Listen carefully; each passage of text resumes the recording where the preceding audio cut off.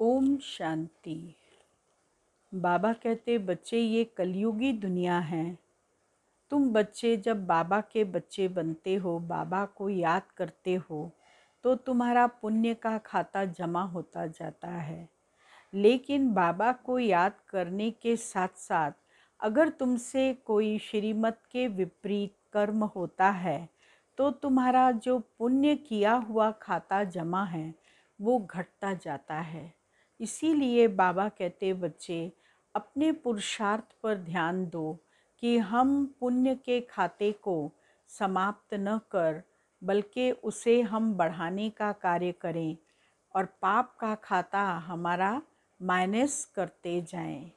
10 तारीख की वाणी है, मीठे बच्चे आपस में मिलकर इस कलयुगी दुनिया से दुख के छप्पर को उठाना है। बाप को याद करने का पुण्य करना है। प्रश्न है, ज्ञान की अविनाशी प्रारब्ध होते हुए भी कई बच्चों के पुण्य का खाता जमा होने के बजाय खत्म क्यों हो जाता है? उत्तर, क्योंकि पुण्य करते करते बीच में पाप कर लेते हैं। ज्ञानी तो आत्मा कहलाते हुए संग दोष में आकर कोई पाप किया तो उस पाप के कारण किए हुए पुण्य खत्म हो जाते हैं। बाप का बनकर काम विकार की चोट खाई, बाप का हाथ छोड़ा तो वह पहले से ही अधिक पाप आत्मा बन जाते हैं। उसे कुल कलंकित कहा जाता है। वह बहुत कड़ी सज़ा के भागी बन जाते हैं। सतगुरु की निंदा कराने के कारण उन्हें ठौर मिल नहीं सकती। ओम शांति। रूहानी बाप रूहानी बच्चों के साथ रूह रिहान कर रहे हैं। यह तो आत्मा जानती है कि एक ही हमारा बेहद का बाप है। वह तो बच्चे समझ गए हैं। मंजिल है मुक्ति और जीवन मुक्ति की। मुक्ति के लिए याद की यात्रा ज़रूरी है और जीवन मुक्ति के लिए रचना के आदि मध्यंत को जानना ज़रूरी है। अब है दोनों ही सहज। सृष्टि का 84 जन्मों का चक्र फिरता रहता है। यह तुम बच्चों की बुद्धि में रहना चाहिए। अब हमारा 84 जन्मों का चक्र पूरा होता है। अब हमें जाना है वापस घर। अब वापस तो कोई जा नहीं सकते क्योंकि पाप आत्मा है। पाप आत्माएं मुक्ति जीवन मुक्ति में जा नहीं सकती। ऐसे ऐसे विचार करने होते हैं। जो करेगा सो पाएगा और खुशी में रहेगा तथा दूसरों को भी खुशी में लाएगा। तुम बच्चों को कृपा व मेहर करनी है, सबको रास्ता बताने की। समझाना है तुम्हारी आत्मा सतो प्रधान से अब तमो प्रधान बन गई है, इसीलिए वापस जा नहीं सकती। पुकारते भी हैं, हे पतित पावन बच्चे जानते हैं कि अभी पुरुषोत्तम संगम युग है।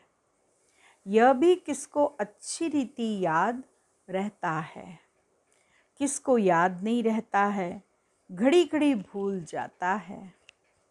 परंतु तुमको अगर संगम युग याद रहे तो भी खुशी का पारा चढ़ा रहे। बाप टीचर याद रहे तो भी खुशी का पारा चढ़ा रहे। किसको बड़ा रोला बीच में पड़ता, किसको थोड़ा पड़ता। पड़ता तो ज़रूर है, विघन तो ज़रूर आते हैं। किसी को थोड़ा पड़ता है, किसी को ज़्यादा होता है। कई ऊपर जाकर फिर नीचे आ जाते हैं। कोई की अवस्था अच्छी होती है तो दिल पर चढ़ जाते हैं, फिर नीचे गिरते हैं तो की कमाई चट हो जाती है। जैसे दुनिया में कितना दान पुण्य करते हैं, इसीलिए कि पुण्य आत्मा बने। फिर अगर पुण्य करते करते पाप कर्म करने लग पड़ते तो पाप आत्मा बन पड़ते हैं। तुम्हारा पुण्य है ही बाप को याद करने में। याद से ही तुम्हारी आत्मा पुण्य आत्मा बनती है।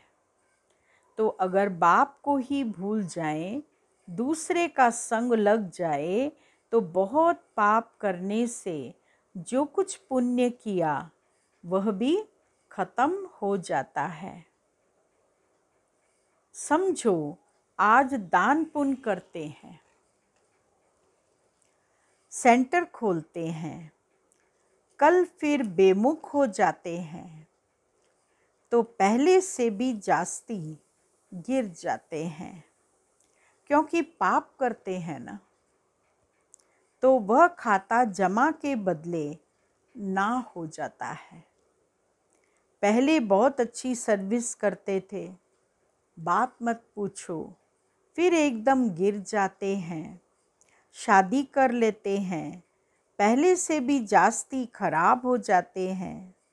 पाप करने से फिर वह पाप का बोझा चढ़ता जाता है।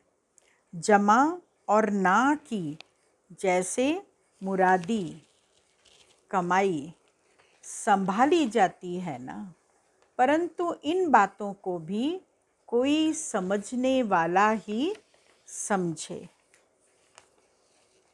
पाप भी कोई हल्का कोई बड़ा होता है।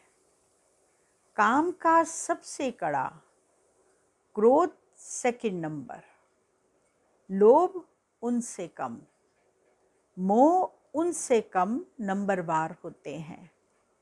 काम की चोट खाने से फायदे के बदले नुकसान हो जाता है, क्योंकि सतगुरु की निंदा कराई तो ठौर पा न सके।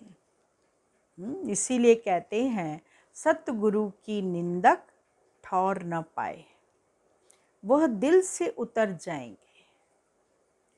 बाप का बनकर बाप को छोड़ देते हैं, फिर उसके कर्म पर भी होता है। कारण क्या? चल न सका। अक्सर करके काम की चोट जास्ती लगती है, यही मुख्य दुश्मन है। कब सुना क्रोध की एफजी जलाई? नहीं, कामी की बनाते हैं। रावण ठहरा ना। बाप कहते हैं काम पर जीत पाने से जगत जीत बनेंगे। बिल्कुल हरा बैठे हैं तो जीत के बदले हार हो जाती है।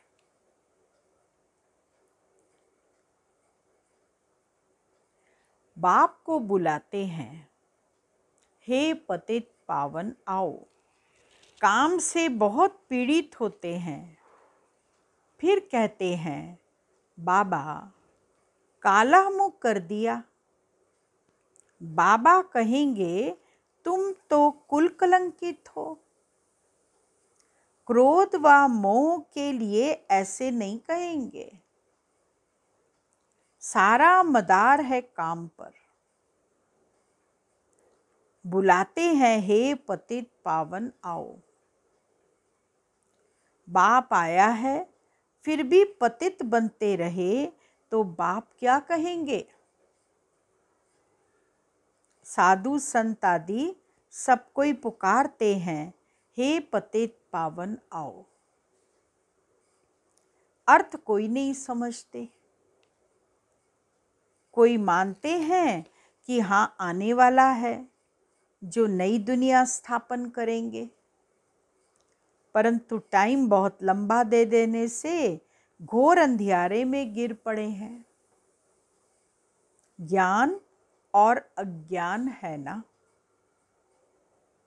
बाबा समझाते हैं भक्ति में तुम जिसकी पूजा करते हो उसे जानते नहीं तो वह भक्ति किस काम की। जिस मूर्ति को सामने रखकर हम पूजा कर रहे हैं, उसके आदि मध्यंत को नहीं जानते, उसकी कहानी को नहीं जानते, तो फिर बाबा कहते पूजा किस काम की। न जानने के कारण जो कुछ करते वह निष्फल हो जाता है। मनुष्य समझते हैं दान पुण्य करने से फल मिलता है, परंतु वह है अल्पकाल के लिए काग विष्ठा के समान सुख। सन्यासी भी कहते हैं यह दुनिया में जो सुख मिलता है वह काग विष्ठा समान है, बाकी सब दुख ही दुख हैं। बाप कहते हैं मामेकम याद करो तो तुम्हारे सब दुख दूर हो जाएंगे। विचार करो कि हम कितना याद करते हैं। बाबा कहते अपनी चेकिंग करो कि हम कितना याद करते हैं। जो पुराना हिसाब खत्म भी हो और नया जमा भी हो। कितना कोई जमा करते हैं, इसमें धन आदि की बात नहीं है। यह तो है कि पाप कैसे मिटे। मूल बात है ही पवित्र बनने की। ऐसे भी नहीं समझो कि बाबा को लिखकर देने से कोई जन्म जन्मांतर का खत्म हो जाएगा। पापों का बोझा जन्म जन्मांतर का बहुत है, वह सब नहीं कटते हैं। इस जन्म में जो किए हैं उसकी हल्काई हो जाती है, बाकी तो मेहनत बहुत करनी पड़े। इस जन्म में जो पाप कर्म बनते हैं, जब हम बाबा को याद करते हैं, पुरुषार्थ करते हैं, तो वो हल्के हो जाते हैं। बाकी जो पूर्व जन्मों में हम करते आए हैं वो इतनी जल्दी नहीं कटते। उसके लिए तो बाबा कहते बहुत मेहनत की आवश्यकता है। जन्मों के हिसाब को तुम जानते हो। जितना याद में रहेंगे उतना पापों का बोझा हल्का होता जाएगा। कोई बच्चे बहुत मेहनत करते हैं, लाखों को रास्ता बताते हैं, 84 जन्म का चक्कर समझाते हैं। जन्मों के हिसाब को तुम जानते हो। विचार करो कितना योग बल है। बाबा कहते अपने योग की चेकिंग करो। हमारा जन्म कब होगा? सतयुग आदि में हो सकेगा। जो बहुत पुरुषार्थ करेंगे वही सतयुग आदि में जन्म ले सकेंगे। वह कोई छिपा थोड़ी रहेगा। ऐसे मत समझो कि सभी कोई सतयुग में आएंगे। कोई तो पिछाड़ी में आकर थोड़ा बहुत ले लेते हैं। जो जास्ती कमाई करते हैं वह जल्दी आते हैं। कम कमाई करते तो देरी से आते हैं। इसीलिए बाप को तो बहुत याद करना चाहिए और है भी बहुत सहज। जो अच्छी रीति याद करेंगे उनको खुशी रहेगी। हम जल्दी नई दुनिया में आएंगे। राजा बनना है तो प्रजा भी तो बनानी है ना। प्रजा ही नहीं बनाएंगे तो राजा कैसे बनेंगे? कोई सेंटर खोलते हैं, उनकी कमाई भी बहुत होती है। फायदा होता है तो 2-3 सेंटर भी खोलते हैं। सेंटर तो बाबा भी खोलते रहते हैं। जो करते हैं उनका हिसाब उसमें आ जाता है। मिलकर तुम सब दुख का छप्पर उठाते हो ना।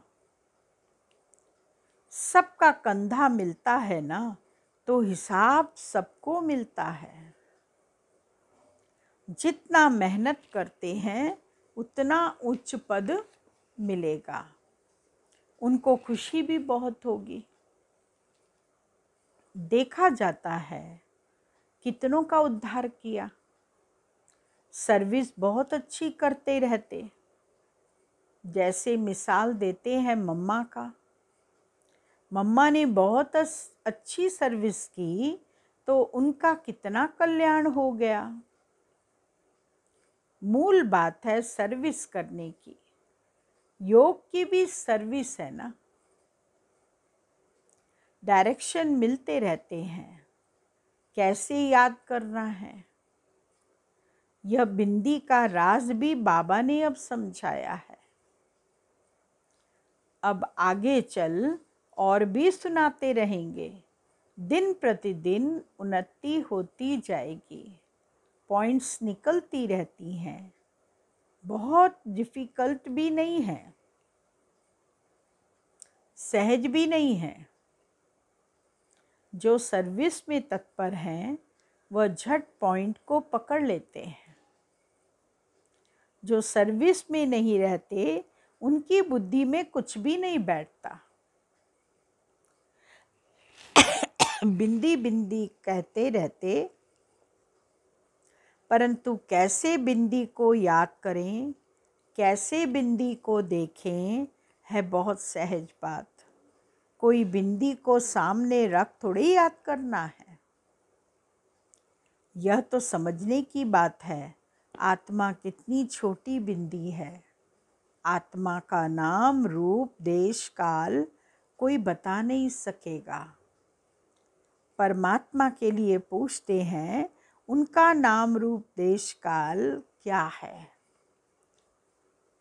बेसमझ मनुष्य न आत्मा को जानते न परमात्मा को जानते। यहाँ भी है जो पूरी रीति नहीं जानते हैं, सिर्फ बाबा बाबा कहते रहते हैं। नॉलेज कहाँ सीखते हैं, कुछ भी सर्विस करते नहीं। खाते रहते हैं जैसे सन्यासियों के पास भी अवधूत होते हैं, जो करते कुछ भी नहीं, खाते रहते हैं। बाकी सन्यास धारण किया है, विकार से छूट गए, वह भी कम बात नहीं। बाबा समझाते हैं तुम पवित्र थे, अभी अपवित्र बन गए हो। तुमने ही 84 जन्मों का चक्कर लगाया है। इन बातों को भी मनुष्य समझ नहीं सकते। भक्ति बिल्कुल अलग है, ज्ञान बिल्कुल ही अलग है। श्रीमत पर पूरा चलना है। मेहनत तो है, बाकी यह बीमारी आदि तो चलती रहेगी। यह निशानी अंत तक दिखाई देगी, फिर गुम हो जाती है, फिर कोई दुख नहीं रहेगा। बाप को कहते ही हैं दुख हरता सुख करता। हे लिबरेटर, रहम करो तो फिर सब दुख से छूट जाते हैं। दुख में ही मनुष्य बहुत सिमरन करते हैं। हे प्रभु, हे राम। दुख के टाइम सब कहेंगे भगवान को याद करो, परंतु भगवान कौन है यह कोई नहीं जानते। सिर्फ कहेंगे गॉड फादर को याद करो, खुदा को याद करो। तुम तो अच्छी रीति जानते हो वह हमारा बाप है। बाप ही सिखलाते हैं अपने को आत्मा समझ, मुझे याद करो। भक्ति मार्ग में ऐसे कहेंगे क्या कि अपने को आत्मा समझ बाप को याद करो? नहीं।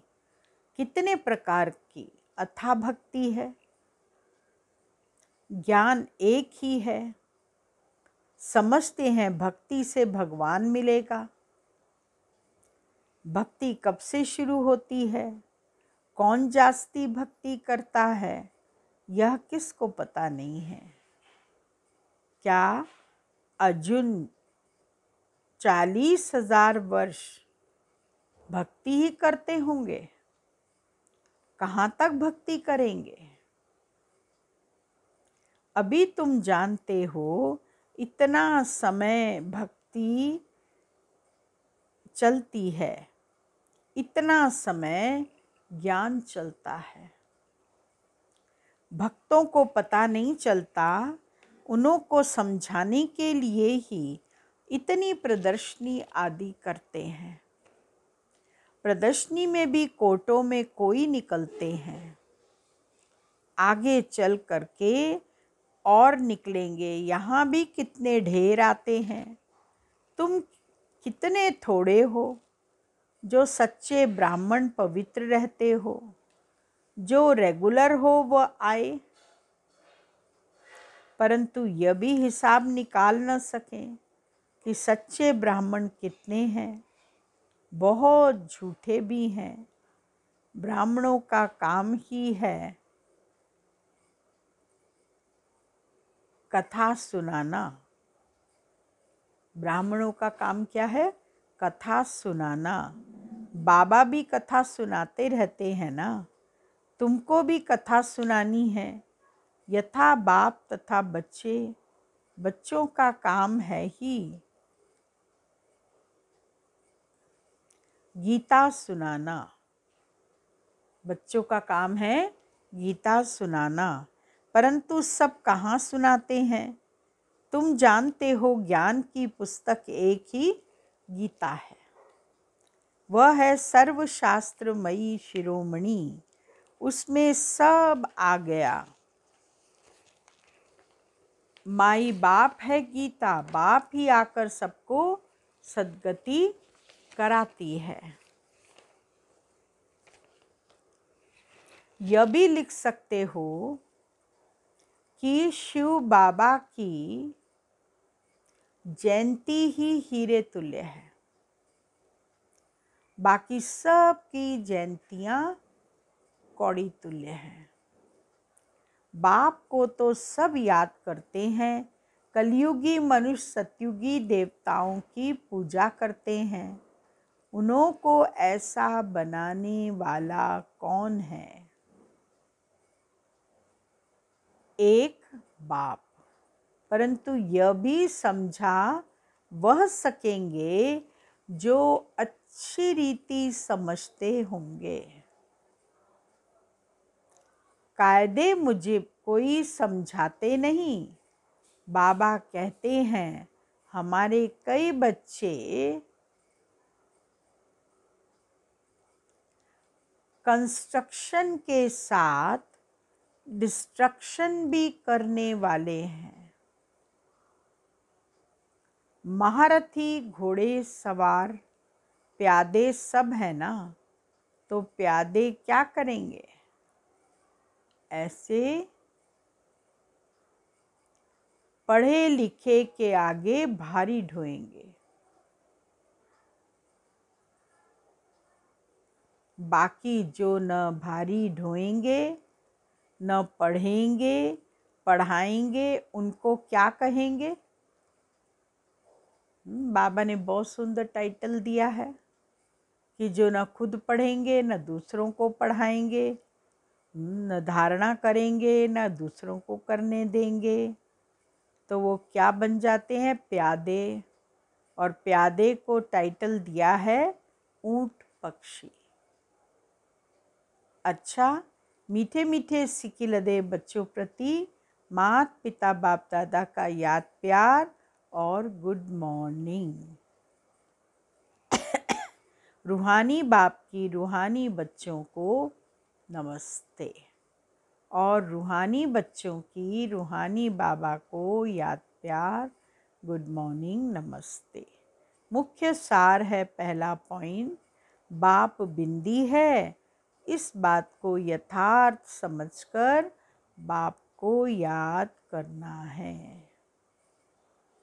बिंदी बिंदी कहकर मुरझाना नहीं है, सर्विस पर तत्पर रहना है। दूसरा पॉइंट है, सच्ची गीता सुनानी और सुननी है। सच्चा ब्राह्मण बनने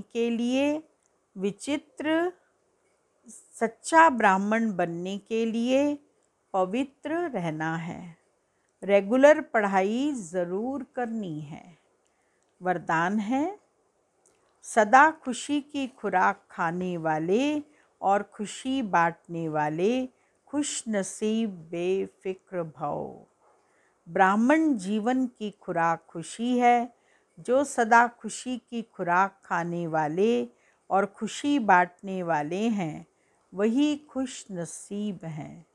उनके दिल से यही निकलता कि मेरे जैसा खुश नसीब और कोई नहीं।